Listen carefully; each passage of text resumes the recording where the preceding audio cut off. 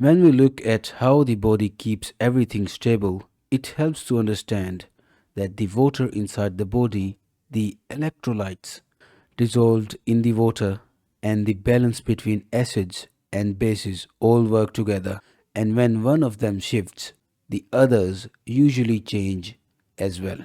So the body needs several systems to keep these levels within a safe range. The body's water is split into two major spaces, the fluid inside the cells and the fluid outside the cells. And each space has its own mix of electrolytes and its own job. And water moves between these spaces depending on concentration differences. So even small changes in electrolytes can pull water in or push water out. And this movement is important because cells depend on a steady internal environment to work normally. Fluid balance means the amount of water going into the body matches the amount leaving the body. And most water leaves through urine, while the rest leaves through breathing, sweat, and stools. And the kidneys control most of this balance because they can make the urine more concentrated or more dilute depending on what the body needs. And hormones like ADH and aldosterone help adjust this balance by changing how much water or sodium the kidney needs. The kidneys keep. Sodium is the main electrolyte outside the cells and it has a strong pull on water. So wherever sodium goes, water tends to follow. And this is why sodium levels have such a strong effect on blood volume and blood pressure. And the body uses aldosterone to increase sodium reabsorption when it needs to raise blood volume and uses the hormone ANP to help remove sodium when the body needs to lower volume. Potassium is mainly inside the cells, and even small changes in potassium levels outside the cells can affect nerve activity and muscle contraction, especially in the heart. And the kidneys help control potassium levels by adjusting how much potassium it removed in the urine.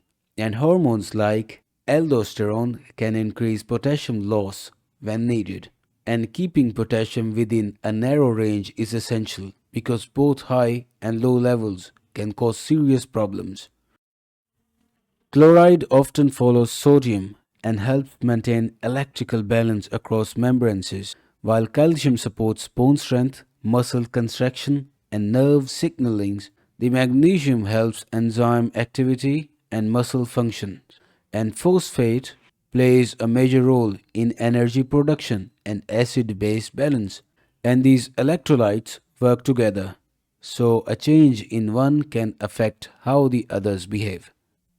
The acid-based balance of the body refers to how the body keeps the pH of the blood within a narrow range, because even small changes can affect proteins and cell functions, and acids are produced naturally during metabolism, so the body must remove or neutralize them to keep the pH steady.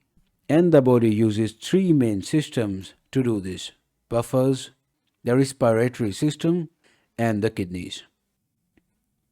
Buffers act as the first line of defense by soaking up excess hydrogen ions or releasing them when needed.